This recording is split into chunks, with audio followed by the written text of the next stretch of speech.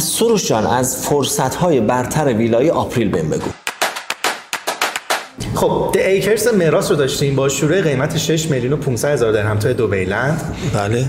The Wilds رو داشتیم با شروع قیمت 5,100,000 در دوبیلند از شرکت الدار. بله. ولینگتون گرند ویلاز رو داشتیم با شروع قیمت 19 میلیون درهم توی MBR سیتی و ویلاهای پلس اما رو داشتیم توی منطقه دوسیس از 13 میلیون درهم که اتفاقا ایکرز مراس خیلی اروپایی پسند بود و کاملا پتانسیل خروج از سرمایه گذاری راحت و حتی قبل از تحویل داشت برای مصرف کننده و به نظرم که سرمایه گذاری خیلی خوبی بود. ببین آرش، ولینگتون گرند ویلا عربیک استایل و مخصوص اولمانیا بود.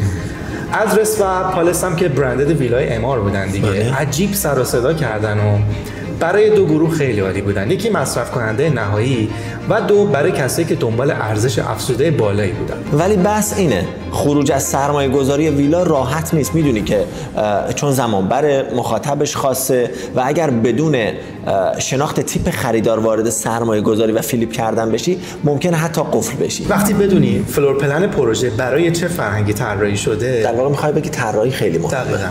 بدونی سیلز پوینتش چیه و بازار هدفش کیه، اون وقتا که خروج از اون سرمایه گذاری حتی راحت تر از یک استودیو.